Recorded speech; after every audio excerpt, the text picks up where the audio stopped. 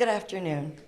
Welcome to the final presentation of our 6th year of the Great Book Series. Our presenter today is, actually he's my co-conspirator. We would like to thank the English and Journalism Division for their continued support, for the CoLab and the Audiovisual Department for their work with us. All the videos or most of the videos from past years can be found on the JCCC website if you just Google Great Books. We would also like to thank the Marketing Department. Today our presenter is appropriate for National Poetry Month. This is Michael Carriger. Thank you. I've known him for years and I don't know how to pronounce his name. Okay, he is an associate professor of English. He's been at JCCC for 6 years, and he teaches Comp 1, Comp 2, Intro to Literature, and the Honors Composition 2. He serves the college as a College Now liaison. He's directed the Master Teacher Workshop, and he's been the co-coordinator for this series. Prior to JCCC, he taught in high school for over 20 years, which is amazing. 17 of those at Lawrence High School, and was also an adjunct professor at Neosho County Community College. He holds a BA in English from Harding University and did his graduate work at the University of Kansas with an emphasis on literary criticism and theory and a focus on 20th century American poetry, which we're going to benefit from today. Along with a research partner, Bill Patterson, he published several things, including Henry in the High Schools, Berryman in the Classroom, and The Angry Zen Touch, as well as composing lesson plans for the PBS Learning Media documentary, Rediscovering John Berryman. And he's also presented on the birth of Henry, possible influences for John Berryman's The Dream Songs at the Midwest Modern Language Association Conference. When he has free time, he travels, fishes, collects vinyl records, and talks to his wife. Okay. And the primary reason for choosing this title, and I have to read this because it's lovely, few works of literature can laugh with intellect in the face of life's horrors. The Dream Song does it well as any poem can. So, thank you. Thank you for that thunderous applause. It's good to see so many friends here, enemies, neutrals. It's good to see some students who are here not under compulsory attendance. Thank you for joining me today. I want to begin with some gratitude, as one should. I want to thank Maureen for working with me these years on the Great Book Series. It's a program I believe in. I think we've done a pretty good job, and I appreciate your time. I want to thank all the faculty and staff who've helped with the program. Many of you are here today. It takes a lot to prepare one of these, and some of you know that firsthand. I want to thank my colleagues. I want to thank my research partner, Bill Patterson, who's not with us today. I want to thank my wife, Shannon, who has also spent some back-breaking hours in the Berryman Archives in Minnesota, and she has had to hear Berryman's voice echo through our house on occasion, so thank you for enduring that. I'd like to also thank my students, past and present, who have helped me maybe try to get a little better understanding of this long and complicated poem. I also want to acknowledge those who've come before.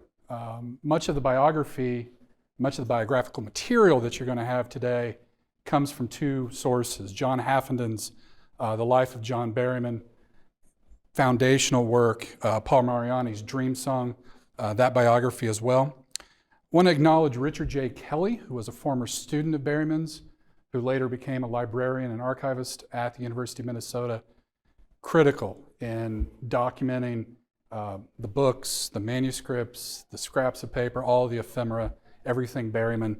Without Kelly, most of us be lost.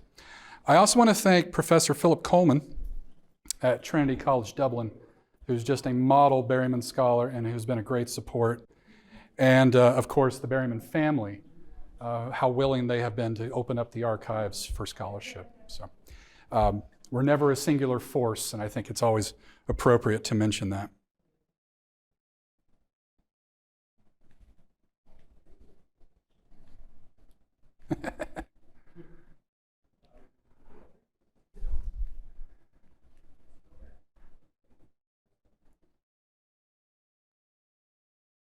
We may have timed out. So as we're getting that ready, want to think today about the complications of a long poem and what exactly that is. This is National Poetry Month, and I am fully aware that many of you, maybe even some of you here in attendance, do not necessarily respond to poetry well. It might not be the, thank you, creative writing instructor. It may not be your go-to when you have a chance to read something. And on top of that, there is a difference between a short poem, maybe something more lyrical, and a long poem, or something you might see as an epic back in the day. But the long poem is certainly something for us to consider. And it is something Berryman considered quite a bit in composing a couple in his lifetime, namely the Dream Songs. All right.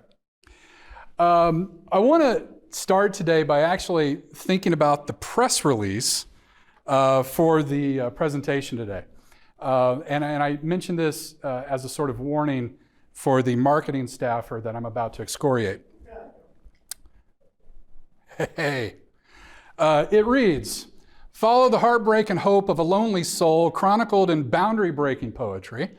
Professor Michael Carragher explores the raw emotions of each confessional stanza in John Berryman's The Dream Songs. Discover how life's turbulent moments universally translate into the written word." I'm very much appreciative of marketing for this. I would like to take it apart word by word. Heartbreak, certainly. We're going to have some heartbreak today, be forewarned. Hope, there is hope. Not all of this has to be incredibly dark. We're going to have some lighter moments. Lonely soul.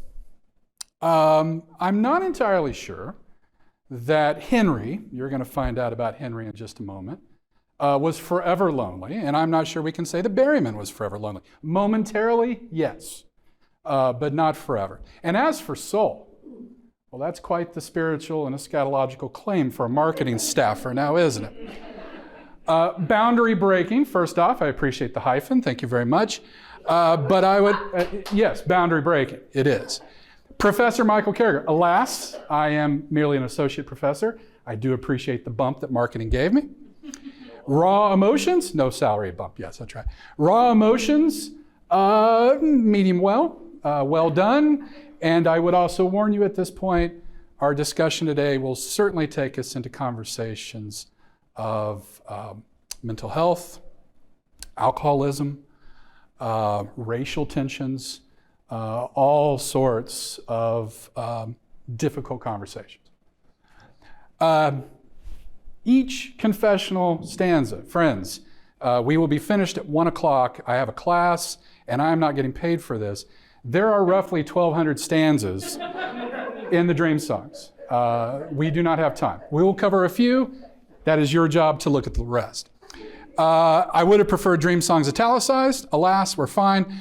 And then the rest universally translates. That's a high standard. Some of you may certainly feel a connection to some of the sentiments Berryman gives us through Henry, but universally that's a high bar. Still, thank you to marketing. Let's start with a little time travel, if you don't mind. Let's go to Halloween night, October 31st, 1963. New York City, the Guggenheim Museum. It is on this night that Berryman, along with Robert Lowell, who was a sort of friend, certainly a poetic competitor, Berryman introduces, for one of the first times, some selections from the Dream Songs. This is an interesting reading. Berryman is possibly a little intoxicated. And I want to hedge on my adverbs and my adjectives there a little bit because it's a sliding scale with Berryman. But he begins his remarks with some statements on poetic diction. And it's lengthy. He screws up a joke. He messes up the punchline for the joke. He kind of slurs through some of the introduction, but he lands on this. Diction, which is nothing but a choice of a kind of language, meaning a rejection of other kinds of language, ought to be decorous. That is, it ought to be appropriate to the subject. But some subjects, how can you be appropriate to? The situations we come upon in poetry are typically extravagant problems. Namely, do you try to fit a diction to a situation, or do you take account of the ridiculous, grotesque, horrible, delicious aspects of the situation? Now, of course, anyone who has ever tried to write a poem, or maybe anything for that matter, has sort of had to deal with that battle. What kind of language merits the horrible aspects of life? Are we to be prim and proper when we maybe discuss or write about what Hamlet called the heyday in the blood? How do we approach that? What is our diction, our choice of words? And for Berryman, it was also, shall we say, a move into syntax, the ordering of words. And it's this cocktail that would sort of be out there at his grasp, this entire craftsmanship, his life. He's searching for that perfect combination of word choice, of ordering of words to the situation and the voice. Now, we have to remember that Berryman began as a literary scholar. He was well trained. He trained under Mark Van Doren at Columbia. He would later go on to Clare College, Cambridge. Berryman made the literary circuit as a professor. He taught at Wayne State University, Harvard, Princeton, the University of Washington, the University of Cincinnati, Brown, the University of Iowa, and eventually settling at the University of Minnesota. He bounced around quite a bit. Some of that by choice, some of that with outside influences and forces. But eventually he does make a home at the University of Minnesota, where he is a professor of humanities, not necessarily just English. Berryman did have a long apprenticeship with poetry. He was published early at Columbia. His first full collection, he had some poems published individually, but his first collection appeared in 1942, simply titled Poems, published by New Directions. His second collection came out in 1948, called The Dispossessed. Still at this point in 1948, Berryman hasn't really found that voice. He hasn't really settled on that sort of, going back to our marketing staffer, groundbreaking, boundary-breaking diction and syntax. He's getting close, but he's still sort of channeling his influences, namely W.B. Yeats. But somewhere in the 40s, 50s, Berryman stumbles back upon a quote from a former friend and fellow scholar, R.P. Blackmer. And this quote becomes so important to Berryman that he will actually sort of take it and put it into a poem at the end of his life. And the quote is, "The art of poetry is amply distinguished from the manufacture of verse by the animating presence in the poetry of a fresh idiom. Language so twisted and posed in a form that it not only expresses the matter in hand, but adds to the stock of available reality." And so if we first think about that duality, what is the crafting of poetry as an art versus just the manufacturing of verse, widgets? And if we also think about that idea that poetic diction should be this sort of violent wrestling and twisting and then ultimately opposing of language, different than, say, the simple communication of an expository text, It might just so happen that the poet adds to our stock of available reality. That a poem can actually contribute more life, more experiences than just what we go through. And so for Berryman, it was a competition.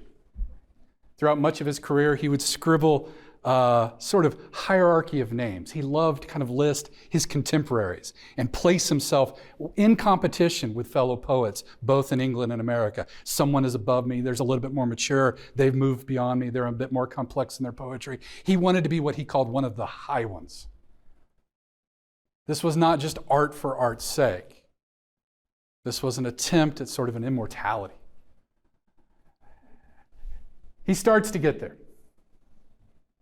1953, he has published in the Partisan Review, later in book form in 56, Homage to Mistress Bradstreet. It's a strange little book of poetry. It's a long poem. It's liminal. It's sort of a time-traveling sort of conversation between a poet and the colonial poet Anne Bradstreet. It talks a lot about wrestling with faith. It deals a whole lot about the role of art in our lives. It tiptoes through adultery, tiptoes through love, parenthood, all sorts of life's tragedies. It's a difficult read, but it's one of the first times we see Berryman sort of grasping that cocktail of diction, of syntax, of voice. And so that's published in 53, and he rides that success into 1954. 1954 begins with some hope for Berryman. But 1954 ends up being a very bad year for John Berryman. And that's saying a lot, because John Berryman had a lot of bad years.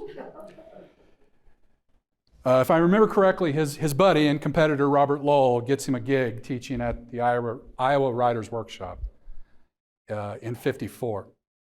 And this is amid some professional problems, many personal problems.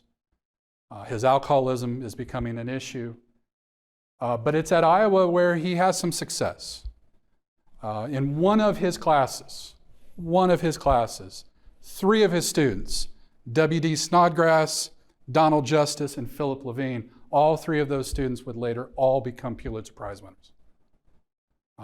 That's not a bad showing out of one class. All tales give us that Berryman was just a fantastic and engaging professor. He was demanding. He had these eyes that would fixate on your work, and there was no wiggling out of it. But he was also very giving.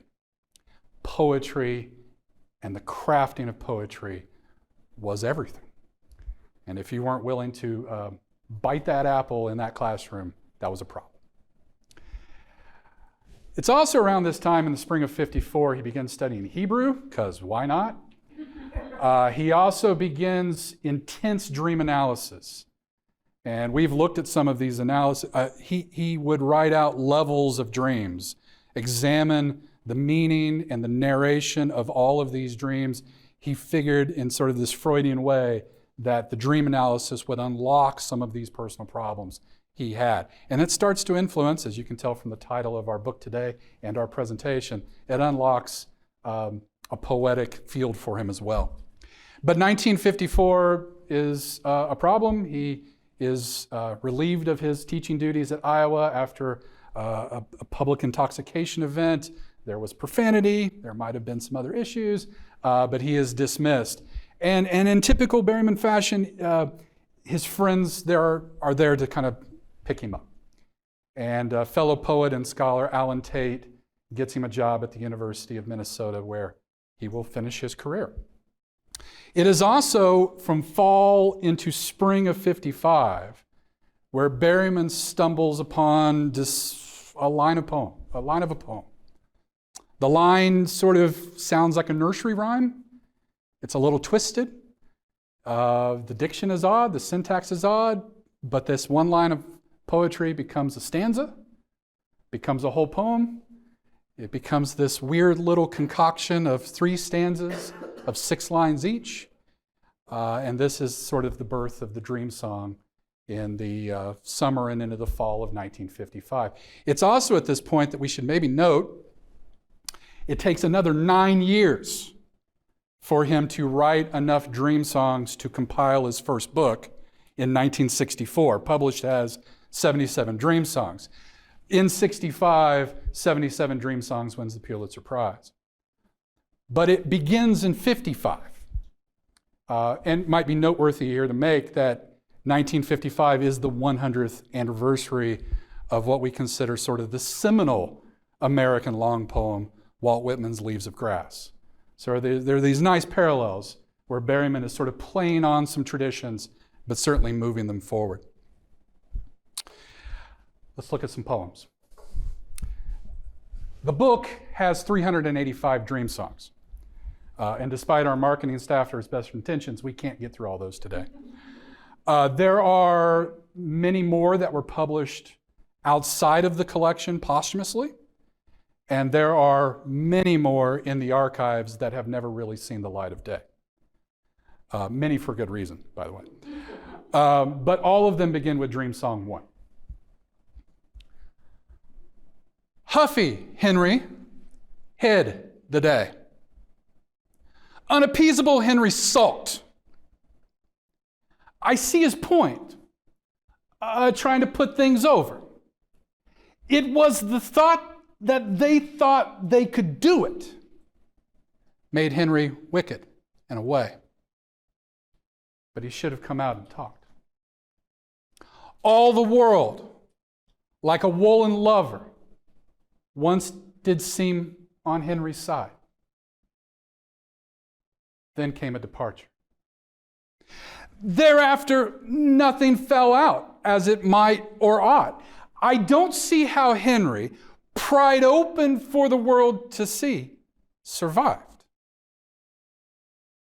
What he has now to say is a long wonder the world can bear and be.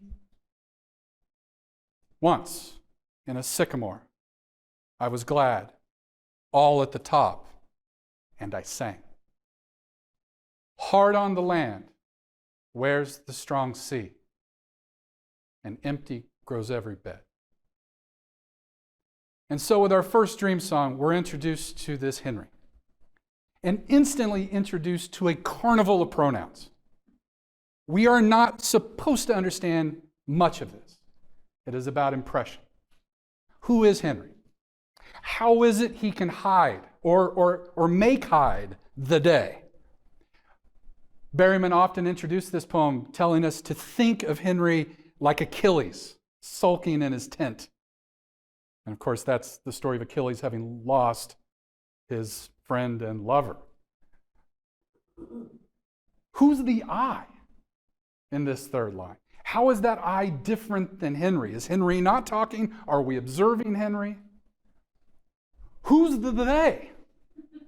Never given, but some conspiracy. We're left to ask question after question after question, examining Henry's motives. Dead center of this poem.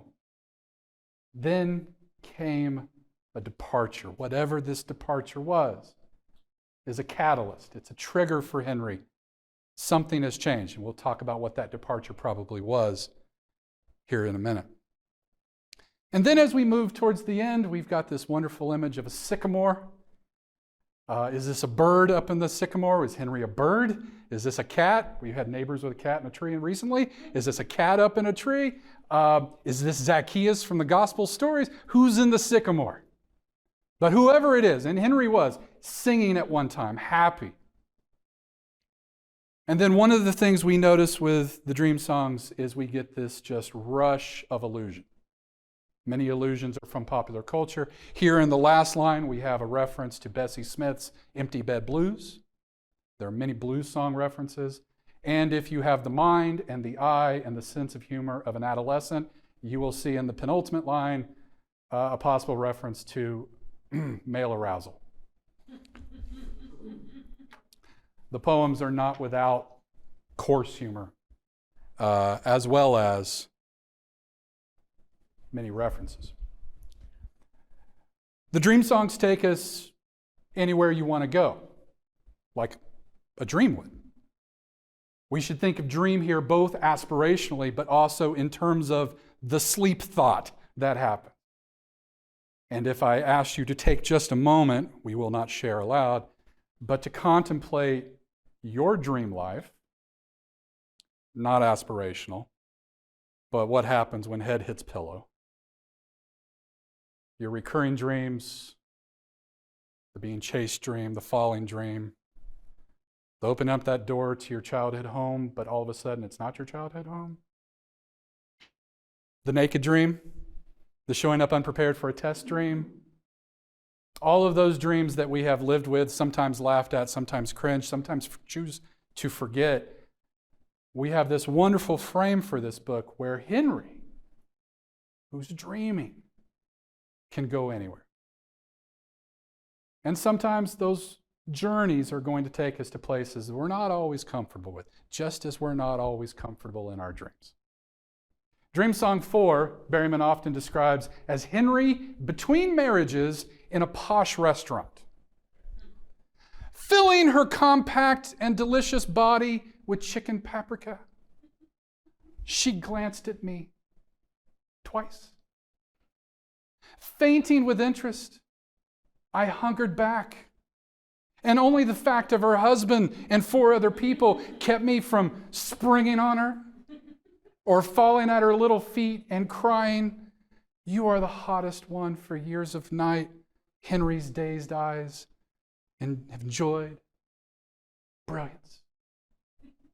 I advanced upon, despairing, my Spumoni. And then we have an interruption. Sir Bones is stuffed the world with feeding girls. Henry doesn't hear the interruption. Black hair, complexion Latin, jeweled eyes downcast, the slob beside her feasts. And here's our coarseness. What wonders is she sitting on over there? The restaurant buzzes. She might as well be on Mars. Where did it all go wrong? There ought to be a law against Henry. And then that voice comes back at the end. Mr. Bones, there is. Now, this voice is not in every poem. We maybe did not hear this interrupting voice in Dream Song 1. But it doesn't take us much to note in this poem that that voice is a different diction. It is a different syntax than Henry's voice. And it may also be a different dialect. We have a complication. It's at this point that voice seems to be a hyper-stylized, white take on a radically stereotyped black dialect. And for Berryman, this black voice of this friend who emerges in the poem is born from a minstrel tradition. We get that clue with the reference. This friend who interrupts refers to Henry as Mr. Bones, Sir Bones. And we don't have time today to go into the entire minstrel tradition, and thank goodness we don't. But we can remember maybe the interlocutor in the middle of the show, and on either side of the interlocutor are the characters of Tambo and Bones, who would sing, dance, play certain instruments. And of course, as it is this racist white tradition of the minstrel show, these are white performers in blackface. And so by Dream Song 4, Berryman complicates this entire thing. Not only do we have a character who's dreaming, and dreams can take us anywhere, dreams can also take us into racial tensions. Now, at one point, after much criticism and question, Berryman did provide us a note, and he says this: many opinions and errors in the songs are to be referred not to the character Henry, still less to the author, but to the title of the work. It is idle to reply to critics, but some of the people who addressed themselves to the 77 Dream Songs went so desperately astray. One apologized about it in print, but whoever sees apologies. that I permit myself one word. The poem then, whatever its wide cast of characters, is essentially about an imaginary character, not the poet, not me, named Henry, a white American in early middle age, sometimes in blackface, who has suffered an irreversible loss and talks about himself sometimes in first person, sometimes in the third, sometimes even in the second. He has a friend, never named, who addresses him as Mr. Bones and variants thereof. And so any reader willing to enter into the dream songs is forced to go on this trek with Henry. Berryman struggled for years to find a form, a structure, a spine to this thing. He never quite got there. He dabbled with Don Quixote for a while. We had a great presentation last month from Sean on that. He loved that idea of kind of Don Quixote and Sancho Panza. Didn't work out. He played around with Shakespearean elements and influences quite a bit. He thought that Whitman's Leaves of Grass might be a nice sort of structure to follow. Nothing ever worked. But what is central and what holds the poem together through all 385 sections is that it is about Henry. And Henry is asleep. And Henry is dreaming.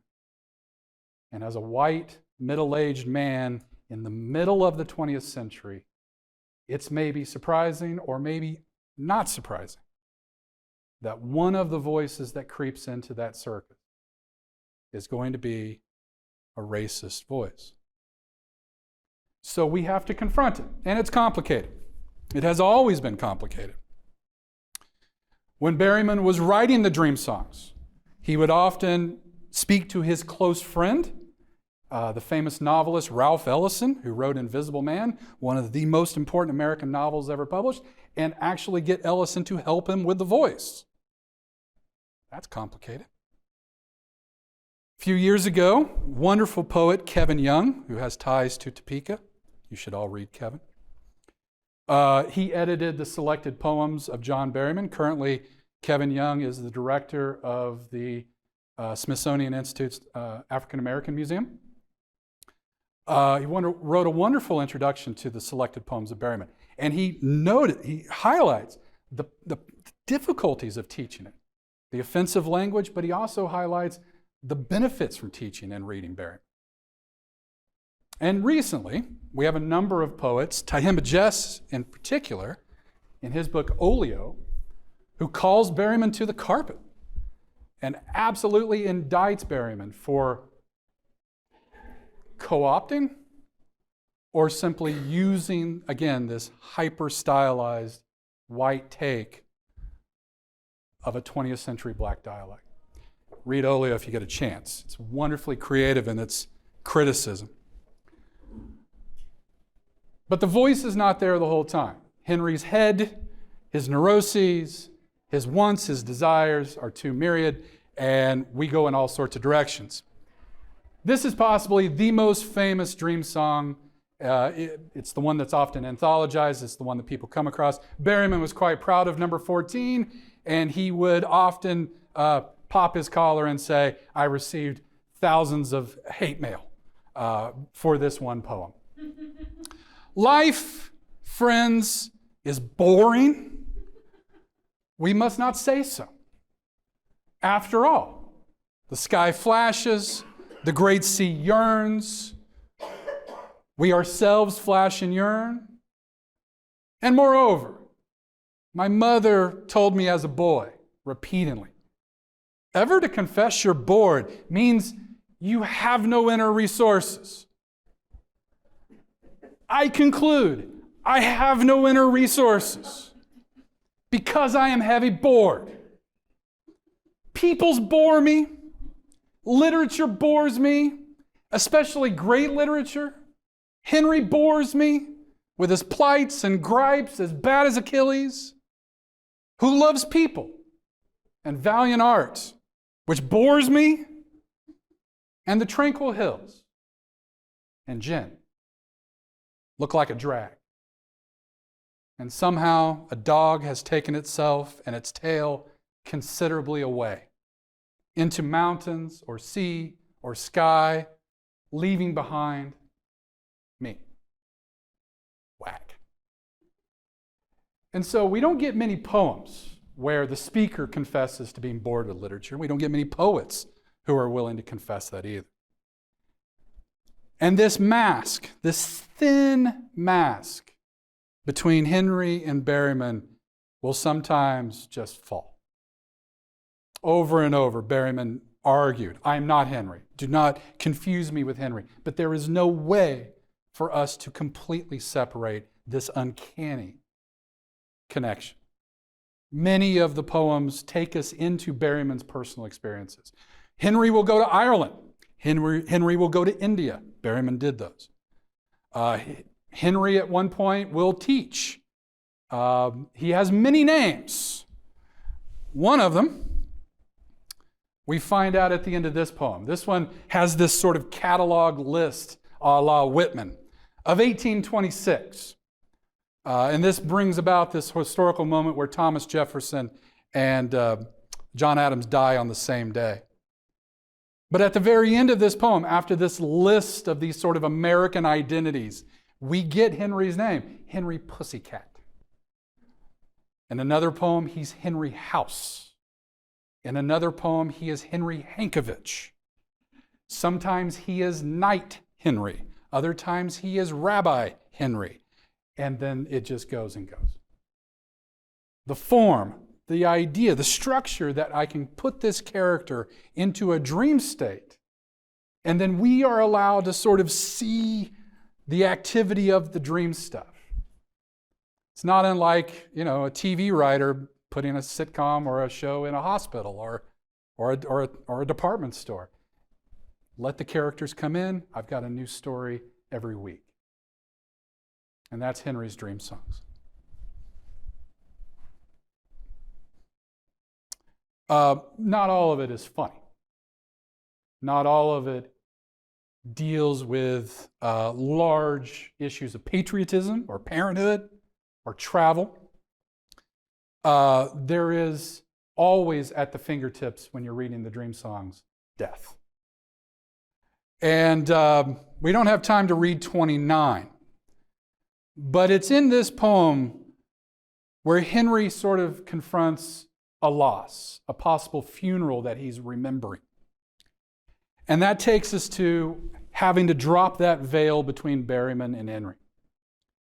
Berryman was born in 1914 in Oklahoma. And his parents bounced around quite a bit. His dad eventually took a job as a banker. But by 1925, life in Oklahoma had sort of become untenable, and the family decides to move. There's actually a brief period of time where Berryman and his brother stay behind in Oklahoma while his father and mother move ahead to Clearwater, Florida, just outside of Tampa. You'll notice from the timeline up there, our writer, John Berryman, that is not his original name. He was born John Allen Smith, Jr. And once the family arrives in Florida, life does not get much better. They try their hand at running a diner. They're living in an apartment. Berryman's parents sort of have this split. Both are probably having some extramarital affairs. And then it all comes to a sort of head in 1925, 1926. June of 1926, Berryman's father, John Allen Smith Sr., is found dead, shot out in front of the apartment where they were living. So Berryman is at this point 11, 12 years old. At the moment, and even longer, there were questions. It was ruled a suicide, but Berryman and others long wondered if something else happened. And in sort of perfect Hamlet affair, a few months later, September 8th of 1926, Berryman's mother marries the landlord of this apartment building, and they promptly moved to New York. Within a month or two, we also have a name change. We go from John Allen Smith Jr. to John Allen McAlpin Berryman, named after his new father. This sort of identity switch, this loss of the father, the eternal questions of whether this was a murder or suicide, plagued Berryman for his entire life. He wrote his mother repeatedly, "Tell me the story again. Tell me the story again. What happened to Father? Tell me the story again." And in many ways, that is the departure. If we can remember back to Dream Song 1, then came a departure that affects Henry and becomes that catalyst for Berryman as well.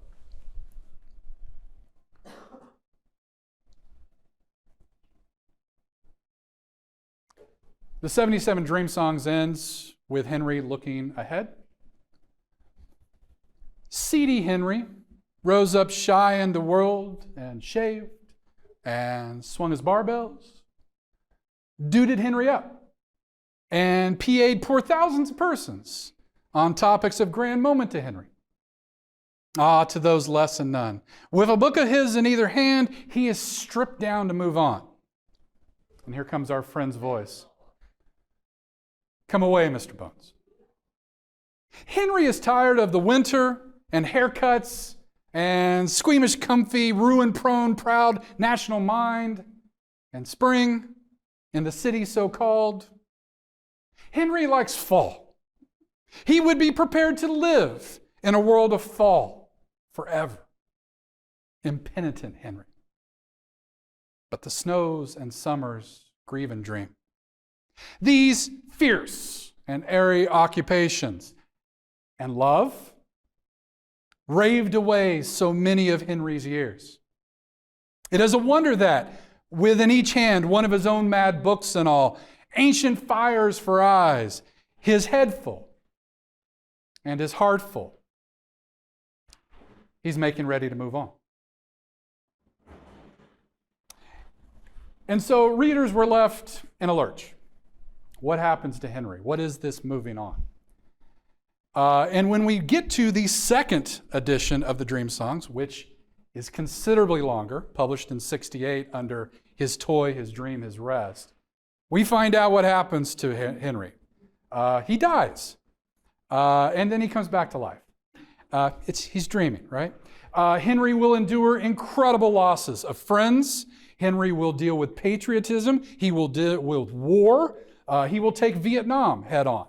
He will travel to Ireland, just as Berryman did to write most of this second part of the book. In '69, the book was published as one complete edition. His Toy, His Dream, His Rest did not win the Pulitzer. It was nominated. It won the National Book Award. The Dream Songs as a total collection was highly praised as well. And as we start winding through this vast number of Dream Songs, again, we see Berryman now with his beard. In Ireland, the drinking is becoming more pronounced. By the end, we are still approaching death. Dream Song 382 sees Henry imagining his funeral. It's a beautiful poem. I'll leave it for you to read on your own. But the next to the last poem, Dream Song 384, has Henry confronting maybe his own real demise and one last time the loss of his father. The marker slants. Flowerless, day's almost done. I stand above my father's grave with rage, often before. I've made this awful pilgrimage to one who cannot visit me, who tore his page out. I come back for more. I spit upon this dreadful banker's grave who shot his heart out in a Florida dawn. Oh ho, alas, alas, when will indifference come?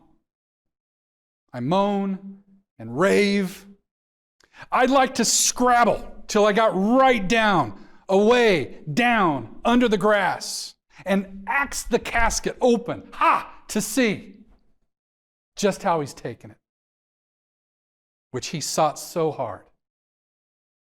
Will to tear apart the moldering grave clothes, and then Henry will heft the axe once more, his final card and fell it on the start. Dark. That looming shadow of loss, especially at that critical time in adolescence. Berryman, Henry, neither one fully escaped that departure. But it becomes the stuff that he makes his dream songs out of. It's not all bleak. As I said at the very start, there's hope. There are poems after the dream songs. In 1971, he publishes his last collection before he dies called Love and Fame. There are these wonderful moments in there. There's a great poem called 11 Addresses to the Lord. There are these little prayers where he's offering up some hope. Now, it is not what I consider the most important or most interesting part of a discussion of the dream songs, but I would be remiss not to mention that on January 7th, 1972, Berryman did lose his battle to alcohol and depression. On that winter morning, he woke. He left a crumpled note for his wife, and he walked to the Washington Avenue Bridge that crosses the Mississippi River on the University of Minnesota campus. Connects West Campus to East Campus. One of the stories goes that a group of students recognized him, said hello, he waved, and then he jumped. Now, too often, that's the story that many people remember. It's often the way in to understanding some of the dream songs. But I think if you read anything about him, especially from scholars, family, and others, it's not the most interesting nugget to take out of this. It's the work. And this is a man who wrote many books of poetry. This is a man who wrote plays. He had one novel called Recovery. And he had vast amount of scholarship. He was a Shakespearean scholar. He wrote a great book on the American writer Stephen Crane, one of the first ones to bring in a sort of Freudian take on Crane's writing. He's a brilliant scholar. But the dream songs are the work, it is the work that sort of lasts. And it's maybe his most important for us to really take. But do be warned, if you pick up a copy, just as your dreams will take you in any sort of direction, that book is going to take you in any direction. I appreciate your time today. Thank you.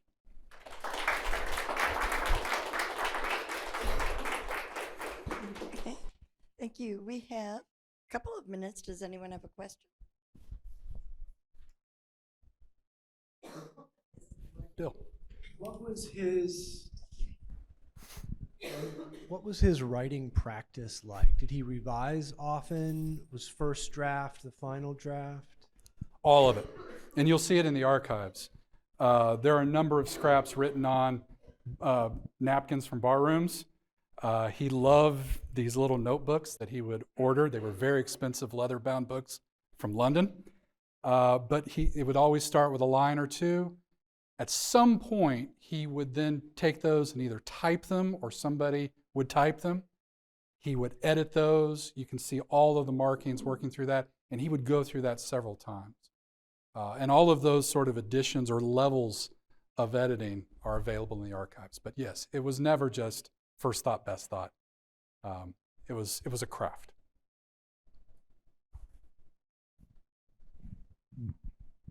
I know you're a scholar of John Berryman, but I'm curious as to why you chose the dream songs for this presentation. What is the personal connection that you have to it? I came to dream songs a couple decades ago, and one of the first things was I'm from Oklahoma, and growing up, no one ever told me about Berryman in school. We would study all sorts of Oklahoma figures that we were supposed to know. But Berryman's name was never mentioned, and that sort of bothered me. But the other thing, as I said to Maureen, and she mentioned in the opening, I don't think I've ever come across a work that, especially poetry, that tries to confront all of the horrors and fears of life with such humor. And it is humorous. I mean, there are moments to cringe, there are moments to sort of scowl at it and hate it.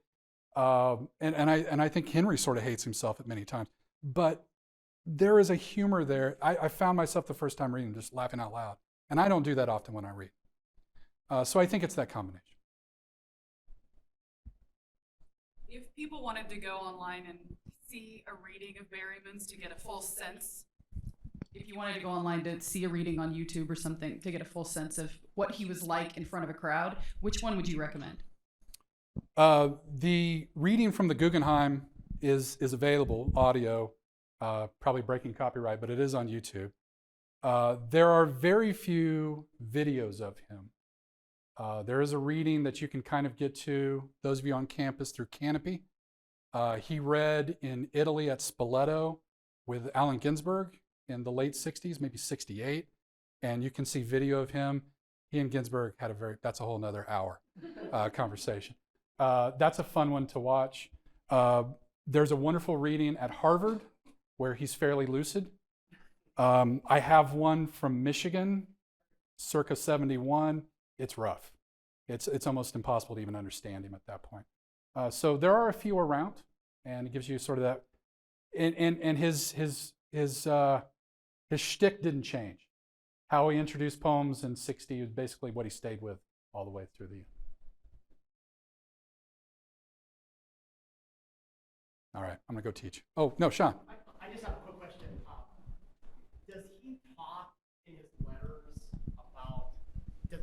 Does he talk in his letters or to his friends about his mental state, or does he keep all of that in the literature? There's very little privacy here. I mean, there is an edition of the letters just to his mother that came out years ago. Just in the last couple of years, Philip Coleman out of Ireland put out, and Callista McRae here in the States, put out an edition of correspondence with other people. And everybody knew. Everybody knew of his alcoholism. In fact, he went through treatments repeatedly at hospitals in Minneapolis. He would take a cab from the hospital to go lecture and teach a class, tell the cab to wait, and then go back to the hospital. The man was a hard worker.